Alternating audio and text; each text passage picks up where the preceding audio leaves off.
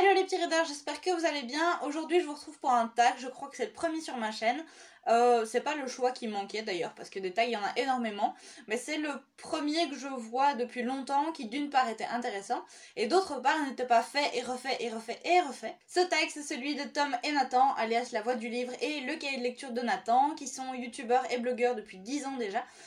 Et comme 10 ans ça se fête, ils ont lancé un projet inédit et complètement dingue. Ils se sont fait le pari incroyable de publier le premier guide de littérature ado en France, qui s'appellera En quête d'un grand peut-être, et qui contiendra en plus 10 nouvelles inédites de grands auteurs de la littérature ado comme Timothée de Fonbelle, Clémentine Beauvais ou encore Anne-Laure Bondou. Ce grand projet ils vont le sortir d'ici fin 2020 à l'occasion du salon du livre jeunesse de Montreuil, mais avant ça ils ont besoin de notre aide. En fait ils ont lancé un Kiss Kiss Bang Bang, donc c'est une plateforme de collecte participative qui leur permet à eux d'avoir un financement supplémentaire pour la publication de leurs livres et à nous de les aider à un autre niveau. Je vous mets de toute façon tous les liens en barre de description si jamais vous êtes intéressés pour les aider. Là je sais bien qu'ils ont atteint leur objectif de récolte de 12 000 €. Donc déjà félicitations les gars. Mais ils sont encore plus ambitieux que ça parce que vu qu'ils voient que ça marche, ils se sont lancés un nouvel objectif.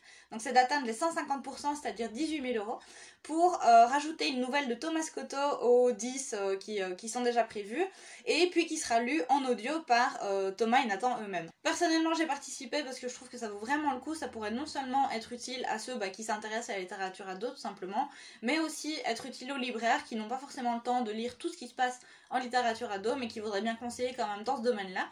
Donc j'ai donné pour le palier de 35 €, je suis une baroudeuse. Alors je sais pas si c'est une bonne nouvelle, mais je suis une baroudeuse. Être baroudeur ou baroudeuse, ça donne accès à des remerciements dans le livre, donc ça c'est déjà super cool de leur part. Un exemplaire du livre quand il est sorti, un marque-page dedans, ça peut être pas mal. Des accès aux vlogs qu'ils vont faire pour voir les coulisses un petit peu de la production, ça je me réjouis de le voir. Et puis un ticket de tombola pour gagner des prix quand même assez cool. Personnellement, moi j'ai pu me permettre de mettre ce palier là. Maintenant il y a des paliers bien au-dessus pour ceux qui veulent mettre plus, il y a des paliers bien en dessous pour ceux qui veulent mettre moins. Je pense que le premier palier c'est 5 € pour avoir les remerciements dans le livre. Mais même sans ça, il y a un don libre en fait, donc vous pouvez mettre ce que vous voulez. Si vous voulez mettre juste 1-2 €, c'est toujours ça de prix. Il existe un autre moyen de les soutenir, c'est par le partage des réseaux sociaux. Donc ils ont mis toute une communication en place. Il y a des visuels qu'ils ont mis sur leur page Facebook assez sympa. Et ils ont fait un tag. Oui, on y vient, te tracasse pas. Dans lequel on doit parler de 3 livres qui selon nous représentent le mieux la littérature ado. Donc vous vous en doutez, je me suis prêté au jeu. Et voici mes 3 livres qui représentent le mieux la littérature young adulte.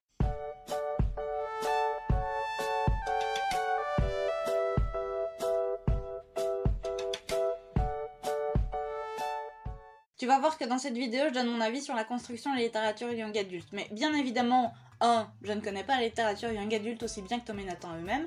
Mais 2. Ça reste mon avis et mon ressenti par rapport à ce type de littérature. Rien que dans le titre qu'ils ont choisi, pour moi ils ont tout compris à l'adolescence, c'est-à-dire qu'en quête d'un grand peut-être, pour moi c'est synonyme de quelque chose où tout est possible, où tous les chemins peuvent être empruntés.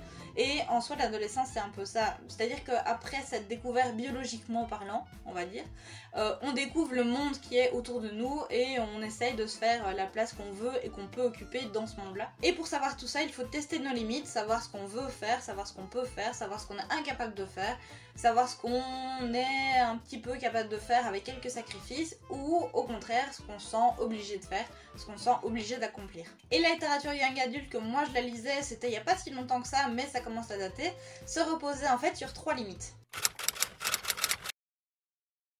Je vous en parlais dans ma vidéo sur les romances, pour moi les histoires d'amour adolescentes sont très riches et souvent formatées en plusieurs étapes. Premièrement, elles peuvent être synonymes de première fois pour certains, donc on a une tendresse incroyable par rapport aux premiers sentiments. Deuxièmement, elles peuvent être non pas de première fois, mais des histoires avec un passé lourd derrière, ce qui amoche les suivantes. On va avoir notamment Nos cœurs en désaccord de Crystal Sutherland, c'est un livre dans lequel on va raconter l'histoire de Grace, qui est un petit peu refroidie par un passé assez tragique dans son histoire d'amour avec Henry. Mais celle que je préfère, et c'est un petit peu salaud de le dire comme ça, mais c'est le cas, ce sont les drames romantiques adolescents. À une époque, il y en avait énormément, et puis ça s'est tassé un peu. Je croyais qu'il y en avait plus trop. Et puis, Five Feet Apart est arrivé, et je me suis remise à en lire. C'est ce genre d'histoire qui teste la première limite, donc la limite du cœur. Au-delà de toutes les séparations qu'on peut connaître, il n'y a pas force plus grande et plus séparatrice que la mort.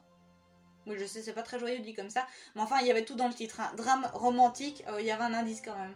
Certains trouvent ce genre d'histoire un petit peu trop prenant, et c'est vrai que niveau sensibilité, vous pouvez vous attendre à avoir une passe en mode fœtus enroulée dans un plaid comme un sushi. Mais c'est pour ça que je les aime bien, parce que vu qu'elles sont les plus prenantes, généralement c'est celles-là qui vont faire passer les messages de manière beaucoup plus forte. Il y a plein de choses que les drames romantiques veulent nous faire passer comme message, généralement c'est vivre à fond, profiter des gens qu'on aime pendant qu'on peut, etc.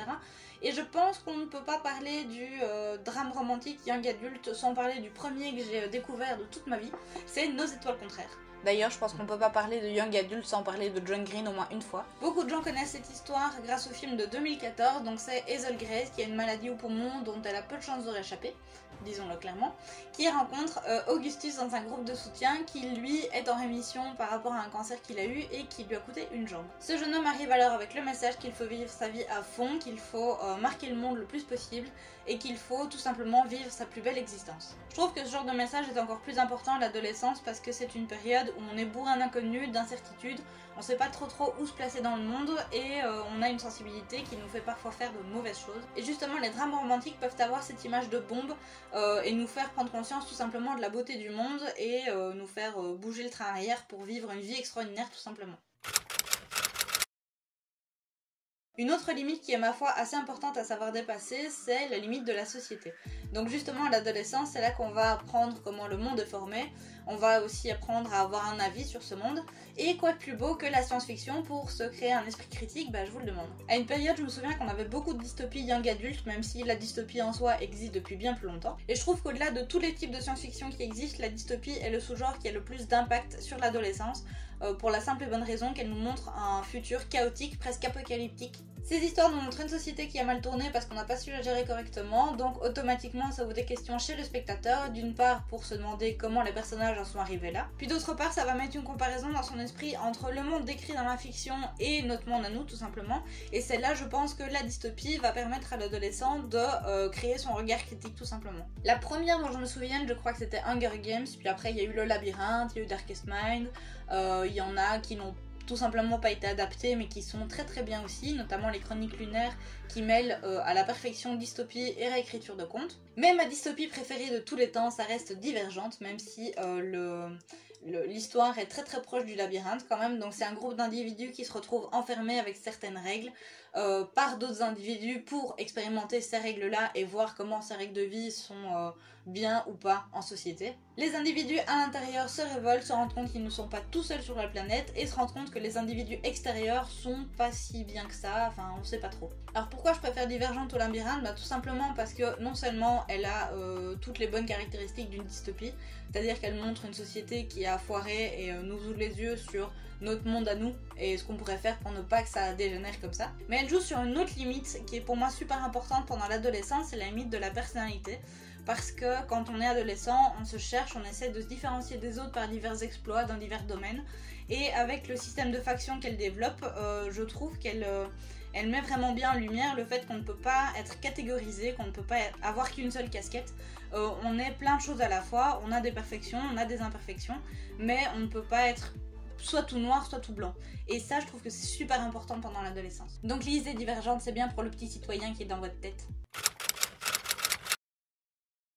Et puis une dernière limite que la littérature young adulte essaie de développer, c'est la limite du corps avec le fantastique. En fait, je dis la limite du corps pour le fantastique parce que généralement dans ce genre-là, on va avoir des personnages qui sont somme toute normaux, mais qui se révèlent avoir des pouvoirs assez particuliers, tant de l'ordre du physique, donc avec des créatures comme des loups-garous, des vampires, des sirènes ou autres, ou de l'ordre du mental avec le contrôle de pensée, le retour dans le temps, le déplacement d'objets ou des choses comme ça. Ici, il y en a eu énormément début des années 2000, mais il y en a eu bien avant avec Narnia qui a été adapté en film en 2005, 2008 et 2010. Non, je suis pas fan, je sais pas ce qui vous fait dire ça d'ailleurs. Puis après, on a eu Percy Jackson, The Mortal Instrument ou encore Twilight qui a révolutionné l'affaire des loups-garous et des vampires. Je vous avoue que là, pour le coup, j'en ai pas lu énormément parce que je suis assez difficile, c'est-à-dire que quand ça part trop loin et qu'il n'y a pas assez d'explications, je me sens pas assez impactée que pour être dans l'histoire, donc j'en ai pas découvert beaucoup. Mais la saga que je préfère, ça reste Les Secrets de l'immortel Nicolas Flamel, qui, comme son nom l'indique, met en scène Nicolas Flamel, qui reste immortel en fait grâce à un livre dans lequel il y a une formule qui va renouveler tous les mois et qu'on va lui voler. Au-delà de ça, il y a une prophétie, deux enfants qui vont soit sauver, soit détruire le monde, des références mythologiques et culturelles à ce qu'on connaît et qui du coup nous font apprendre énormément de trucs.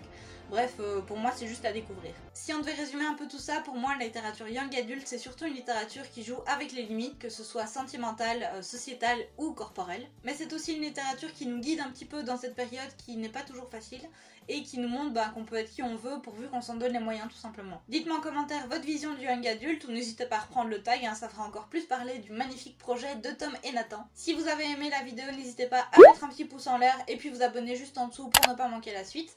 Il y a plein d'autres choses qui arrivent, je vais notamment faire une recette inspirée de la pop culture dans le livre de recettes que j'ai acheté. Je vais notamment faire aussi la lecture d'un de mes textes mis en image un petit peu de manière cinématographique.